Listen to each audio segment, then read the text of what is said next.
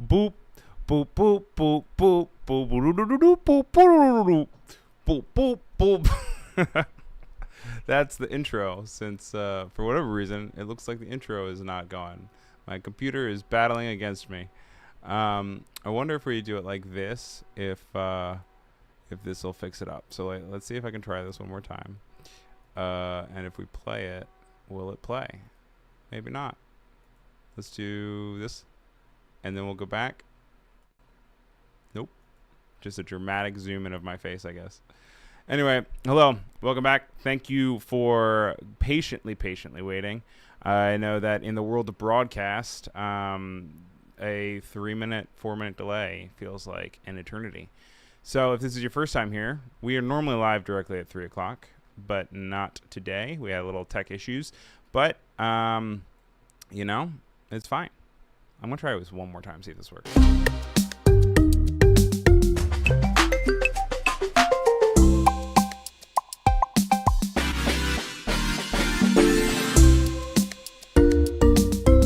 Doesn't that feel a lot more, you know, buttoned up and clean and nice? We're gonna try to make sure that's the rest of the show for you guys.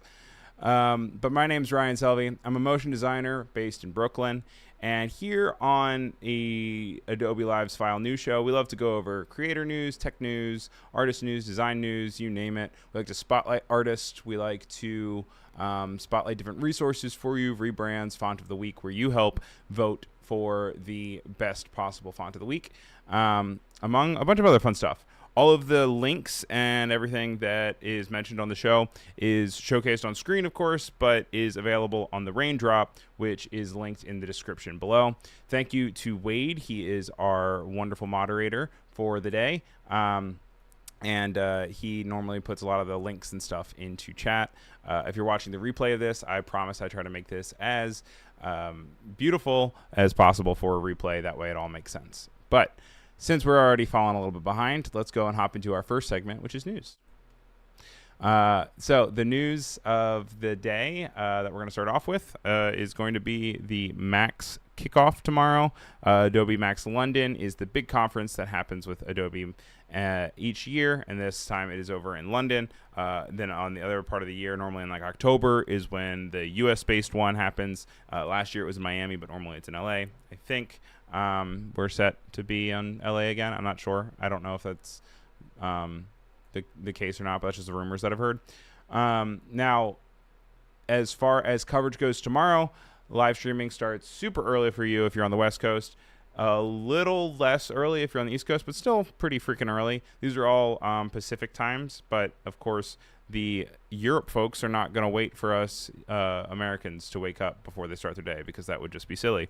So Flynn Tracy's kicking it off at 1 a.m. Pacific, which is 3 hours behind Eastern, so it'd be 4 o'clock in the morning with Flynn Tracy. Great guy. I got to hang out with him in US-based Adobe Max. But then it goes straight into the keynote, and the keynote's going to start at 2. So most likely the keynote's going to be done by the time you're awake if you're US-based. But if you are in Europe and you're watching, hey to all you out there, there is lots of coverage for you to watch and explore the different updates. There's some Adobe Firefly news. They're going over different Illustrator design toolkits, Photoshop updates with performance. There is creative professional workshops, and this is all virtual things that you can tune in and watch. There's going to be people there in person, obviously, but those are all sold out. And also, if you're not planning on going yet, you're a little late. Like, you're not going to magically show up in London tomorrow and do it. Or maybe you are. Maybe that's your vibe. But there's coverage all the way up until 2 p.m. So that is a 13-hour coverage window, which is really cool. Lots of stuff happening both on the Europe side and the American side, with some stuff popping in from studio over on the West Coast. So make sure you check it all out. It's going to be on the Adobe Live YouTube channel, which you might already be watching, which is youtube.com/@Adobe Live Community. And then, of course, over on Behance. We have Arif Hosian saying, I'm from South Asia. We also have a bunch of other people in chat. We have Penny. We have Oliver, Damien. Thank you for being here, Alyssa. Thank you for being here, Wade. And then over on Behance at the same time, we have Jack and Peter, Umacorn, Paloma. Thank you guys all for being here. Good to see you as usual. Next up, some non-Adobe news is some Bluesky news. You guys know that I love my Bluesky. Bluesky is a social media platform that is text-based, but also has its own protocol, which is also focusing on images and on videos as well. As far as the update goes, this came out on Monday, and it is a new form of verification. So previously, they were experimenting with the idea of verification with Bluesky by being able to just link your domain to it. In this case, this is going to be a way that they can actually designate verified authenticators that then will then start off with a slow rollout of being able to verify people that are in their network for different news organizations or I mean, mostly I feel like news organizations and company organizations, and ways that you can go on and you can see that it is actual real news coming from Bluesky. When you tap on the verified blue check, you can see which organizations have granted the verification. So you can also see if it was a whatever reason bad actor that was verifying people, you'd be able to see who verified it and when that happened. And then, of course, if you want to, you can always choose to hide it if that's something that's not important to you. As of right now, it is not being rolled out to everybody. It is not accepting direct applications for verification, but as it stabilizes, they said that they'll launch a request form for notable and authentic accounts interested in becoming verified or becoming trusted verifiers. The interesting thing about that is, one, of course, Bluesky is a protocol. So I don't know how this lives outside of the AT protocol, or if this is just unique to specifically Bluesky as a platform. And then the other thing is to see how there's going to be the navigation of what a lot of times these turn into is a class system or a like popularity contest where people are just, vouching to get a blue check. But then again, blue checks mean different things on different sites now. And there's ones that you already pay for, like Meta you pay for, and like X you pay for. So it'll be interesting to see if this has any change. Also, the understanding of using the same iconography is going to be interesting, because now when you see that blue check mark on other websites, it doesn't necessarily mean that it's verified. So I think there might be a little bit of brand disconnection with the idea of like seeing it. You might not necessarily be like, okay, this is straight up verified. Oliver says everyone can set their own domain name as their username though on Bluesky, which is the first level of verification. Yes, exactly. But I do know that a few months ago in an episode, we were talking about how there were prominent people who don't own their own domain name. So like, I don't know if this is an actual one, but like sandrabullock.com, like it's not necessarily clear if Sandra Bullock has sandrabullock.com. Don't ask me why I went immediately to Sandra Bullock, but that also created some confusion to it. So Penny says, popularity contests on social media? Well, I never. Yeah, ain't that right. Speaking of one of the biggest social networks in the entire world, happy birthday to YouTube. We're right here today on YouTube on the 20th anniversary, which means that I was, how old am I and what year is it? If it was 20 years ago from right now, I'm 32, so I was 12 when YouTube came out. And YouTube is celebrating 20 years old on today exactly, April 23rd. The famous YouTube upload, which was like Day at the Zoo, kicked off a new phase of the internet. If you were not on the internet back then, if you're not alive back then, if you don't remember, there were kind of YouTube predecessors, but a lot of them dealt with like only a set number of creators could upload things, or people were literally like downloading videos and attaching them to emails and sending them to other people. And YouTube really created this platform where people could then upload videos and distribute it. And it started off as not even a Google platform. I think Google ended up acquiring it in like 2008, 2007, something like that.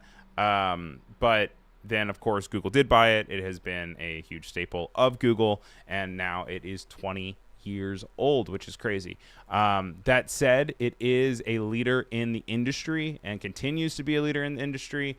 There are some other updates that are happening, especially within the year that we're talking about, like YouTube being really big on TVs. People are using their Rokus and their Apple TVs to watch video content on their TVs, which also is promoting longer form content, which has always kind of been a thing on YouTube, but continues to grow and grow and grow. So let's say that you're creating something for YouTube off of Premiere or something. You're not going to want to just export it as 720p, which I don't know why you would do anyway, but you're going to want to consider really exporting that in 4K, paying attention to what can be seen on a giant screen. It's not going to be only viewed on mobiles anymore.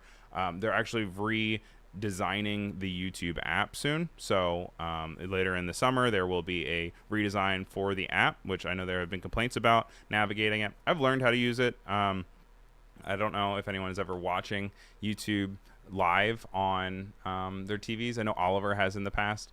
Yesenia is giving a little heart with a YouTube. Wade is also saying that he remembers a YouTube rewind that they used to do, which Arif Hossein is bringing up. And yeah, they were also always controversial. People always kind of hated them sometimes. Wade says there are full-fledged adults that don't know a world without YouTube. Kind of wild. Yes.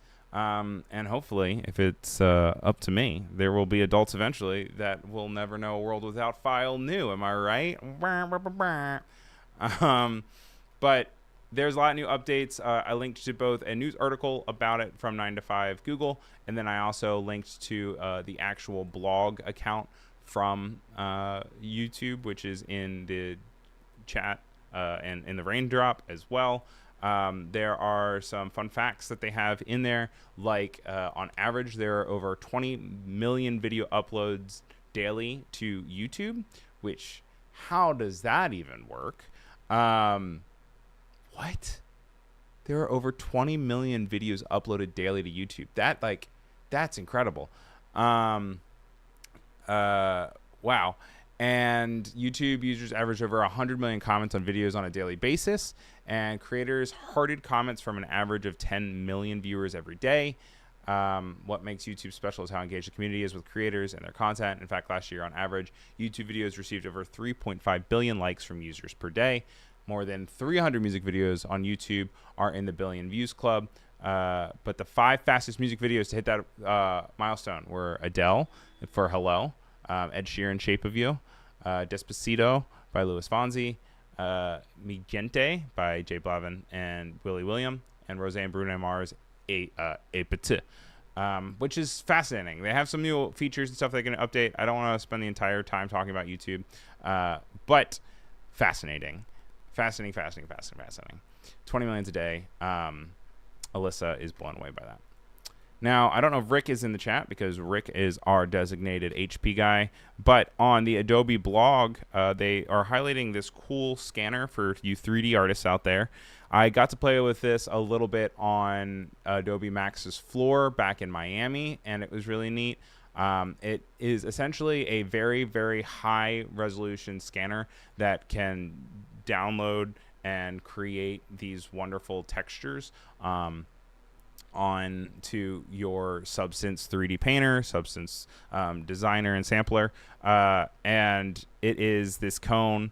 You can see here that you put down the flat surface, you then slide this thing, and then it can, in this case, understand that this is a digital leather material and then can then be placed onto objects. And in this case, they created a really cool handbag with the added details that came from this scanner. You can also adjust it. It also is really good at being able to kind of mimic and turn it into a repeatable texture. This is wild to me. I don't know what scenario this looks like with this man out here in the wilderness carrying this gigantic thing.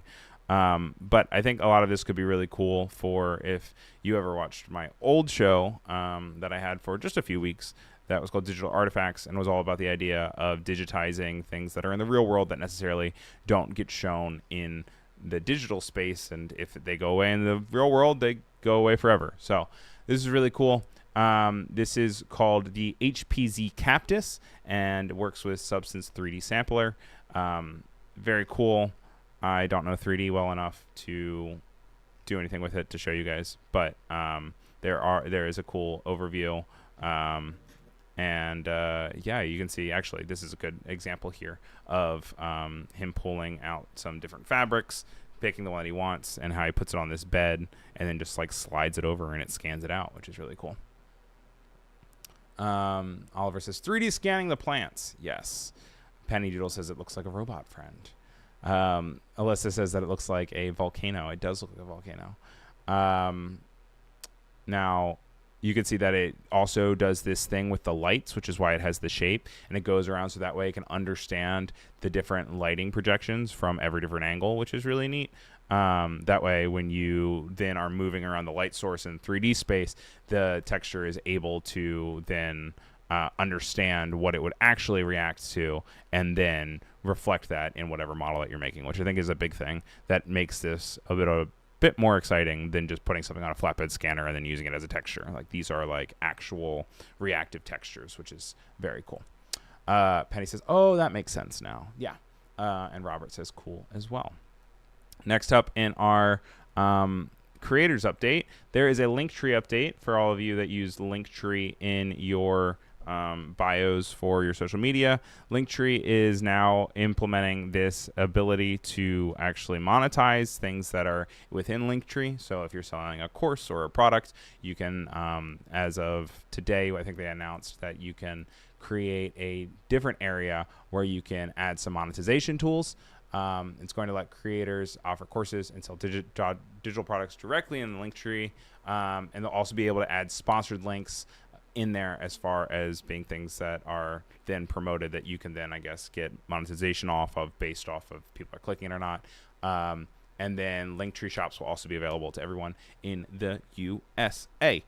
And then our last wonderful story, which I know everyone's going to be so excited about, is Comic Sans is now available on Adobe Fonts. You heard that first, folks. Right here. Comic Sans. I was looking for our font of the week, and it was there in shining colors.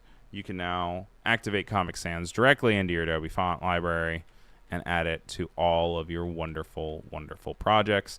Originally created by Microsoft for the Rover character that was on screen. So when you look at the history of Comic Sans, it's actually kind of interesting. But obviously it has its own life and works in its own ways. So without further ado, though, let's hop into Font of the Week. Font of the Week is where we, every week, look at 3 different typefaces that are available in Adobe Fonts. And then we have you guys vote to see if which one you think is the best one. So we have 3 here. I'll put them all up right now. And I'm also going to actually, this week in particular, over on YouTube, is I am going to start a poll from the beginning that says Font of the Week. And then I'm going to put all 3 in here, as you can already see them. We have Neighbor, we have Sheepman, and we have Coranto. And I always try to get at least some sort of variant. I know they're not like, you know, some of it is little apples to oranges situation. But I think that, you know, I also like to see how you guys are, you know, reacting to different ones and which ones you find most exciting. And whoever wins the crown gets little crown emoji put on top. But what we like to do is we like to look into the actual typeface itself, learn a little bit about it, and also figure out why you know, it is different from other typefaces. So starting with Neighbor, we have this cool typeface. The reason why I picked it out is because it has interchangeable letters that you can use. It was designed by Mark Caniso from PS Type. And PS Type Lab is the independent digital type foundry and custom lettering department of PPR Work Studio, owned and operated by Mark Casino and used as both a retail space for licensing the original fonts of the world and an avenue to experiment letter forms of all shapes and sizes. Now, we also like to always go in here and put in File New into here. And the thing that I want to show you guys that's cool about Neighbor is the fact that there are so many different styles just for the font itself. So we can see here we have File New. It has some weird E's going on there. And we have the ability to kind of go in and switch out what we want. We can switch it from regular, you know, also have some weird, like, I don't know, with extra bold or something. Let's see. And then also, how do you do this when you switch? Normally I can click it, but I think we might have to go into our glyphs here, which you can get to by going to Windows Glyphs. And if we scroll down to E, did I already pass it? I passed it, didn't I? We're going to have different variants of this E. So we can use it instead where we have kind of a cross descender here. We have it where it looks like a kind of like a lowercase or an uppercase. We can also explore different glyphs that they have, like little arrows and symbols, which is always nice to see. And it is all available through Adobe Fonts, which is cool. Let's see here. It says there are 795 glyphs included with 190 languages covered, 18 font families, 9 weights thin to black, and 9 stylistic sets, which is always a cool and flexible kind of thing to create. I think with this, I always maybe it's under Illustrator that what you can do if it has the show alternates for selection. There we go, guys. I'm a big boy. If you right click here, then you're able to then manually go through and see if there are alternates for whatever you have. And what you can kind of see here is that when you highlight something and it has this little checkerboard under it, then you're able to then see if it has alternates that you can switch with. So this is very flexible. You can play around with it. So maybe that, you know, this has 2 different E's. You can make the W both curvy or angular, and it's called Neighbor, and that's called File New and Neighbor. Next one is Sheepman, and if you click on the actual one in the linked area, you'll see that I actually recreated the main thing, because on theirs it says Agent Secrets. And has some examples here, but it's by Ryoichi Tsunokawa from Dharma Type, and it has a very like map maker, vintage, detective style typeface, which is really nice to see. And we're gonna go ahead and activate it here by activating Sheepman. And we'll say regular. It comes in light slanted, regular slanted, bold, and bold slanted. Definitely feels like some sort of mystery, kind of like yes, Paloma saying Sheepman is definitely giving the Knives Out movie series font, which I'm wondering if it might be the same. You can see that you can either have the F descend or not. You can do the same sort of thing with the N, with the capitals. And then when it comes to lowercase, it's just kind of you get what you get. But kind of nice to see. What is it? Nope. All right. So it just turns out to be the ones that worked out for us. But you can actually have the L kind of ascend above the normal height, which is nice. And that's something cool to see. And then finally, our third and final option here is a serif font called Coranto. And I just thought it was really clean and pretty. This one is coming to us from the team at it's Coranto 2, nonetheless, by Type Together, and is designed by Gerard Unger, and it has lots of different font voices. The description says, a refined serif newspace with distinctive character and clarity. You know? I think that's a great description. I think that it's nice and clear and concise. This could easily be I always said Coranto. Can easily be a body copy, I think, under regular. It could also be over here, since there is the ability to also bring it into a headline, which is kind of cool. Headline bold, which we love to see. They could make a big splash. It's nice to see that, you know, here there's also alternates. I don't know what the alternates between these two eyes are, though. But a strong typeface nonetheless. I guess I could say as Sheepman and Coranto are a little bit more similar than Neighbor. But, you know, we love variety. We love to see it. And I'm interested to see in the YouTube chat where we're already who's winning. Wow, it's a pretty tight race this time. We've got 50% for Sheepman currently, 36% for Coranto, and only 17 for Neighbor. So you guys don't love Neighbor. Neighbor is a little bit goofier. I mean, I guess it could probably also work to make Neighbor look a little bit nicer. We could put it into like a bold, and maybe we switch out so it's the same ease for both of them, because that kind of does get a little weird with the idea. So maybe we do like that. What else? What other alternates do we have? We could also do it where there could be like a capital, an uppercase for everything. Could do file new like that. Has some weird kind of ease going on here, but maybe that's adjustable because, you know, we don't want it to be as wide, which is always nice to see. But adds variant to it, which is also nice. So I'll let the poll run for a bit longer, of course. Neighbor was slandered by Ryan's usage. I'm always nice to my neighbors, okay? I'm a neighborly man. Neighborhood is where I'm at. Paloma says neighbor is everything. Thank you. So people have their favorites as always. And Oliver is upset that there are people that already don't have Comic Sans. And also you can't vote for Comic Sans for the font of the week because, believe it or not, it's not going to be the font of the week. But I'm going to keep that running, and then we can run on to our next segment, which we have here, I think, as resources, but I need to just make sure to see how I lined up the episode. No, we're actually going to go hyperlinks. Let's hop into hyperlinks. My transitions don't appear to be working, so you're just going to have to trust me on this one. And our first hyperlink of the day is one that we might have actually already done in the past. I don't remember. It is creative types, and it's from Adobe.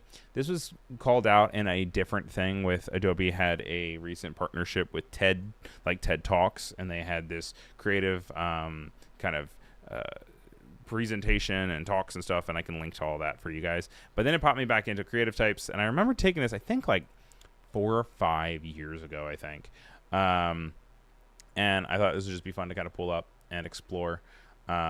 What fuels your creativity? Is it contemplation or action? I feel like action. I just have to get in there and do it. And they have these really cool 3D animations in between each question, and it kind of builds you this character at the end to show you who you are. I think my secret weapon is optimism over resilience. Oh, it has fun sound design. I don't know if you guys can hear that either. You can see how long it's going to take on the bottom left too here. Then I think best when I'm working with clear parameters or a carte. How do you say that? Carte blanche? Carte blanche, which means kind of things. I don't know. I switch between the two, honestly, because with clear parameters, I feel like I have direction, but I feel kind of suffocated. And then other times, if I don't have parameters, I get a little too stressed out. I'm like, what do you want? But I think I like to at least start with just open bounds and being able to go with it. Let's see what else we only have. I think there's like 8 questions here. What's more important, connecting with our humanity or designing better systems? Oh, connecting with our humanity easily. If you don't work on connections and you don't work on working with other people, then what? Oh, also, guys, it's carte blanche, apparently. Wait, so this was covered in Office Hours once upon a time. Yes, I feel like it's old, but it was brought up with something else. So I was like, wanted to. Does it? I'm definitely not known for my wisdom. I'm only known for my charm. So we can definitely keep that in mind. I'd also be interested if anybody else takes theirs, what this turns out to be on their things. I make decisions with my head or my heart. Oh, with my heart. Look at those fun little things. That's the bummer here, too, is you don't get to see all the animations because if you pick on one side, you're not going to get the other one. I spend more time exploring my inner landscape or new environments. We're going to be optimistic here and say new environments. I feel like probably my inner landscape is where I generally end up. I kind of tend to fall into a routine, and I like my routine, but I like the idea of exploring my own.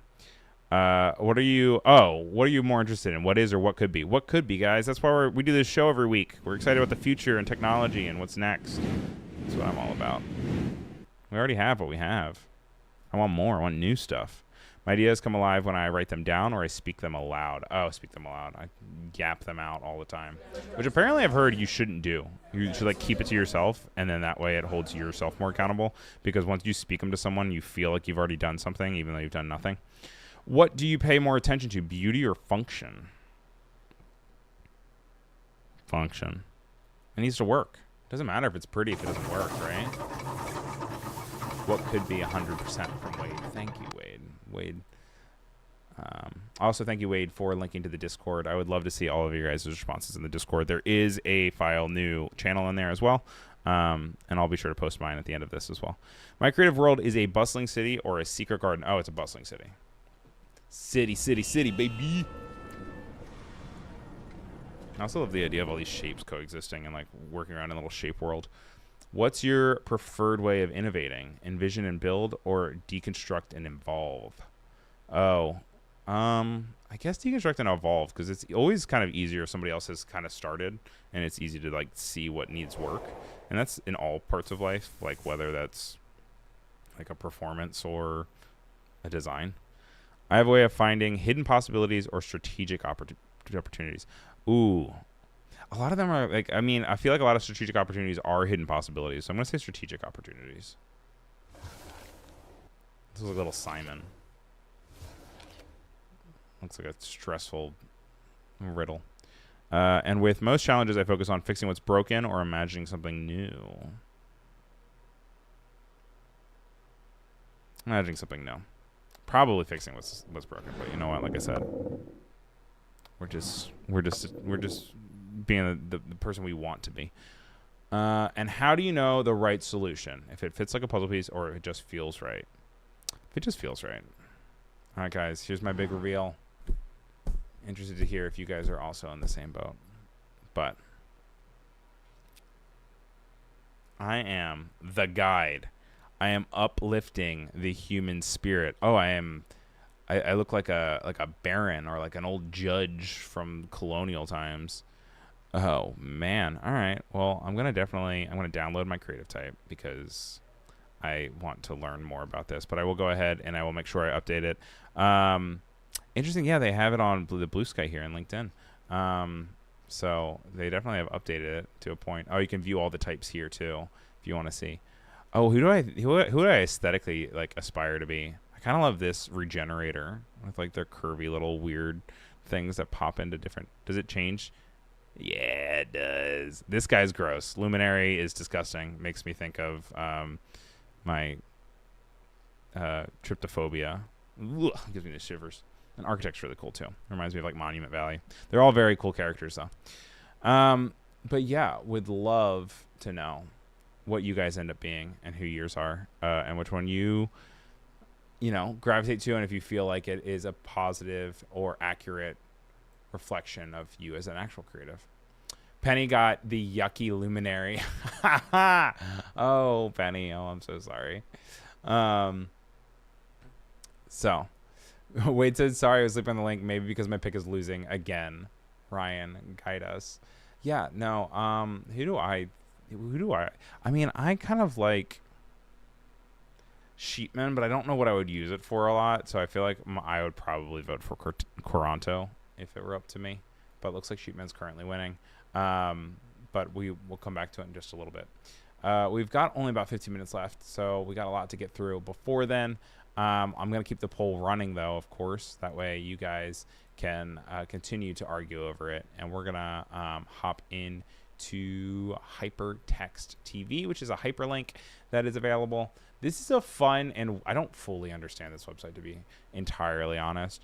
It looks like a TV channel. You can go in and you can turn off the scan lines if you want to, which makes it easier to read with and then you can adjust the brightness, which is amazing because it feels like an old TV here.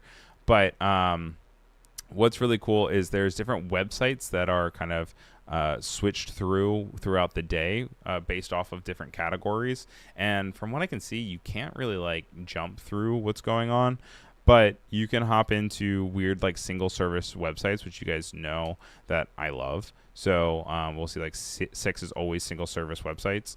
And generally you can normally click in, but for whatever reason, because I'm trying to show you guys something cool, Maybe it doesn't like it if I don't have my scan lines on. Nope. There it is.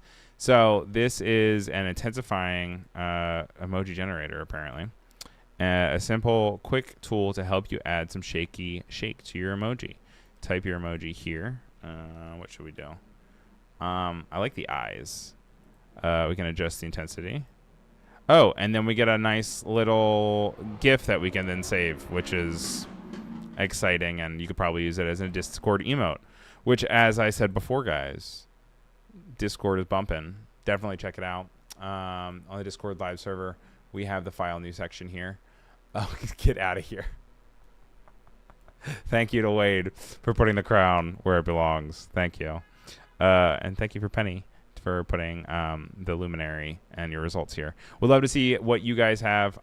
It's still a growing server. We got plenty of stuff. I have all the schedules pop up here, which then automatically populate. And then also, like at the beginning of the day today, I put just the schedule that was happening for today. Tomorrow I'll also be in there putting on things for the Adobe Max updates, which is kind of cool. What do we have next? We have 6 books. All right, so this is resources that we're hopping into now, and this is coming from Creative Boom. 6 books to help you build your personal brand without making you feel like a walking billboard. As everybody knows, it is so important to have a personal brand and to have a understanding of what you're offering to people. This one in particular is 6 books that are mentioned by Tom May, and I have not read them, so I don't know. Maybe we start a book club. Who knows? But it is a good write-up of the 6 different options that you have. You have Show Your Work by Austin Kleon, You're Not Lost by Maxie McCoy, Building a Story Brand by Donald Miller, Find Your Voice by Angie Thomas, The Brand Gap, which I actually have read, and I have over here somewhere. This one's a really good, fun one. This has a cool look into logos and stuff. And then Branding in 5.5 Steps by Michael Johnson. They have good write-ups, links to where you can get them, and you name it. I love Creative Boom as always, so all credit goes to them. This comes from April 16th, and this is those thoughtful reads that will help you master self-promotion without the cringe factor. And I have a lot that I could learn there. Do you guys have any tips or things that you kind of stand by or things that you read? Because I would love to hear what kind of inspires you guys and what you have for your self-promotion and how you navigate, I don't know, kind of annoying the world with your social media. It looks like when I reset my computer, I didn't get all the stuff that was properly labeled layers, so we're going to do something crazy, and we're just going to activate everything, and hopefully this has everything that we need. Next up, we have...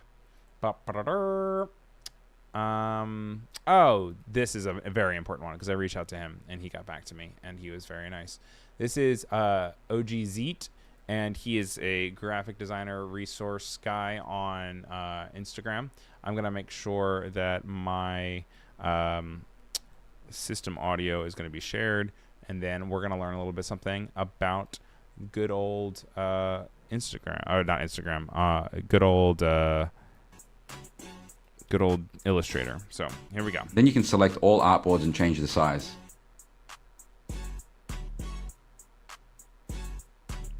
Or arrange them in a more organized way.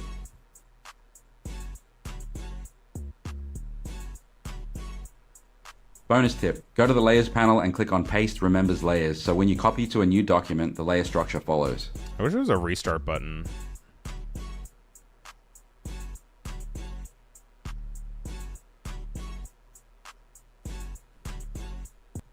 Designers, this Illustrator setting will make your life a lot easier. We've all been here, when you need to scale up your document but you have to manually scale the art. Or when you try to move an artboard with locked elements and they don't want to follow. Well, here's a fix. Open the Properties panel and click on Edit Artboard. Click on Scale Artwork with Artboard, then click Exit. Click on Preferences, Selection and Anchor Display, then check Move Locked and Hidden Artwork with Artboard. Now when you scale or move an artboard with locked or hidden layers, it moves with it. Then you can select all artboards and change the size.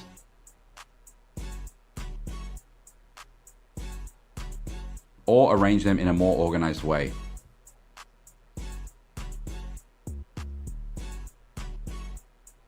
Bonus tip, go to the Layers panel and click on Paste Remembers Layers, so when you copy to a new document, the layer structure follows.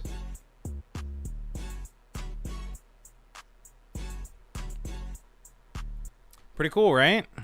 So that's something that I actually honestly didn't know. What I ended up always doing is I ended up always like kind of unlocking and then manually resizing everything, which is not the vibe. But this is from Ogzeet over on Instagram, and it seems like a very helpful Illustrator setting if you are in Illustrator and you need. Oh no, Rick, you didn't miss a support issue, but you did miss us talking about the good old cone guy. And we talked a bit about that. It was really cool showing that off. So good to see you here. Now, what else do we have going on for this stream today? We have, also on the Adobe blog, there is this cool update about different movies and shows that are famously edited through Premiere. And the one that I wanted to call out here with Michelle Galina is that on the editing for this Endless Calls for Fame, there's this cool area that says, if you could share one tip about Premiere Pro, what would it be? It said, always have your history panel open while editing. It allows you to go back further than the usual Command Z and save so much time. This is something that I even have as available in Photoshop as well. You can go down here and go to your history, and then you can also just go back and click at any given point. I am super weird, and I tend to not do that because then I'm like, I just want to see how far I can get, and it's this weird like self-torture. But a great piece of advice, especially if you're someone who would rather not, sit there mashing Control Z and instead want to save time and create things. Wade says the same thing in Photoshop. Thank you. Yes, exactly. And also, while you're here, Rick, make sure you hop on over and vote on the font of the week. You might be able to sway things. Looks like Alyssa's in the chat saying that it took her forever, but she's also a guide creative. Heck yeah, love that. These are the 3 different ones that we have for font of the week. And then we also have some more resources. This is coming from the ifyoucouldjobs.com. This is apparently based off of It's Nice That article. And this has a bunch of different it says, we're running a regular article on It's Nice That giving advice on people's creative career and conundrums. From this, we realized that some issues need expert support, and there's a lot of great resources that can support you across things that might arise at work. Here's a list of partner services and resources that can provide more specialist advice for you and your unique situation whilst navigating the creative working void. And this is really great for freelancers or people that are just working in offices and need help. This has legal advice and rights support, mental health assistance, diversity, equity, inclusion, and belonging, demystifying the creative industries, recent jobs, featured companies. So this is all things that could be really good as a resource, and you're gonna hop into other things that, like, I certainly don't have the professionalism or certification to give advice on, but they are good resources for you to check out. Then we also have a great resource, which is the People's Graphic Design Archive. This is a website that is looking to archive and create a place for different famous graphic design works that are important. They have different collections, which is really nice, and it's all available online. It is crowdsourced, so people are uploading, and I don't know what the approval process is for it, but there's things like humor, feminism, early computer motion graphics, where you can go in here and you can see how people were playing around with computer graphics way before it was like easy to do in After Effects. This is from 1951, which is crazy to think that like anyone even had access to a computer then. But very cool, nice to pop through. Always good to know your history and know resources to then influence the work that you're working on now.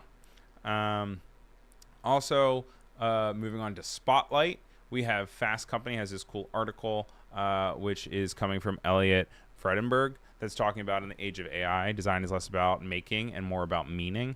And it talks a lot about the how this has always kind of been something, and this has always been something that we've been kind of juggling and tackling and talking about. But now more than ever, it becomes even more that as a designer or as a creative, you are extremely you are the expert in the field. You are the one that is able to come in and come up with creative solutions and come up with the design taste. And so being able to hone your taste and being able to understand why you're making decisions you're making and why you're creating the things and why things should be, created for a specific aesthetic or, different idea, then, that is what you're also being hired for, not ultimately just for creating the thing, which is also such a fun part of the job and what drew me to the job, but it's also the idea of being able to fine tune and be the expert that can talk about why things are nice and why you should. We also have another article from It's Nice That, and this is from their career creative conundrums, and this is talking about if a career is right for someone in the creative field, because it's not sunshine and rainbows. The question says, I went back to university when I was 28 years old and graduated in a bachelor's degree in graphic design because I wanted to do something creative for a living. Since then, I found myself trapped in the idea of needing a job but not feeling good enough. And when I try to improve my skills by practicing, I only find myself quitting because the pressure to be good. I just want to enjoy the act of creating without being so critical and putting so much pressure on myself. This makes me think that maybe a creative job isn't for me and that I really should try doing this more for the fun of it. And who knows, maybe then I will be able to improve my skills. Should I turn my creative career into a creative hobby instead? And I think that the response here is really strong. I implore you guys to go read the whole thing. But it's talking about how, at the end of the day, like, a job is still a job. And, like, you are going to have to navigate the pressures that come from the assumption that when we're passionate about what you do, you should also have to work for, the love of it, and also work for the idea that, you're getting paid to do it. So this basically just says that imposter syndrome is totally normal. It's all part of the job. And no matter what, you just need to continue to create and create and create. I think that in the end, if you're completely miserable, and I don't know where they land on here, but if you're completely miserable, like, maybe it is something that you then put to the side, but you don't have to forever make this decision to be entirely creative career or not. Like, this is something that kind of goes in and goes out. I got a few more minutes left. Then also there is the I Shot the Serif. This actually came from the Discord as a suggestion. This is a fun game that you can play where you can just quickly pick the serif font as fast as possible, and you have to get through all of it and see how quickly you can then navigate, and then it continues to pop up and show you new ones. Is this oh, that's technically not one. Oops, that's embarrassing. And it gives you like a timer for each one, so just kind of looking for the different letters that have all the that doesn't count. That one counts. Get out of here. Oh, what am I missing? I think you yelled at me last time for this one, didn't you? Okay. Oops. Oh, gosh, they're increasing. I'm trying to fly through them just because we're also running out of time. But you guys get the idea. You get different points for it. You can embarrass yourself live on stream like me if you would like to, which I don't know if I would necessarily suggest because this can always be replayed. Oh, man. Where are you? I keep being like, that's it. That's the last one. Wow. All right. Well done. You've been promoted, but getting under pressure. You now have less time and fewer allowed errors. So just fun. Something to mess around with. There's always fun finding new typefaces and stuff. Evie Johnson. Oliver saying that he got The Alchemist, which is nice. Also, Evie saying that they're going to do it later, but they feel like they're going to be an Alchemist as well. So I guess The Alchemist is the one to go for. And then the last thing that I think we'll go over is just a Reddit thread about a PSA for the delivering things to clients. And it says, expand all your strokes and deliverables, especially if you're doing a logo. Make sure your strokes are expanded. A lot can go wrong before anyone else notices is if the logo is scaled without scale strokes selected, you might end up with a completely different stroke weight, and then it looks completely different. People are also talking about outlining and expanding your text. That way the text doesn't change if they don't have the typeface, or if they have a different version of it, or missing fonts, or things get corrupted. And then Pathfinder's your friend. It says, can't tell you how many logos I've received that have shapes on top of shapes, a billion points, nothing grouped. Use Pathfinder and combine the shapes that need combining, subtract the shapes that need subtracting, and deliver a clean, finished vector product. Much harder for the next person who uses it to actually screw up something somehow. And it's also easier to recolor and resize, which I think is a really good point. So I think that's everything that I needed to get through. There's a few other things that we could maybe put over to the next week. But we will be back next week, same time, same place. Thank you guys for bearing with all the tech issues. I'm going to go ahead and end the poll just by a very, very narrow margin.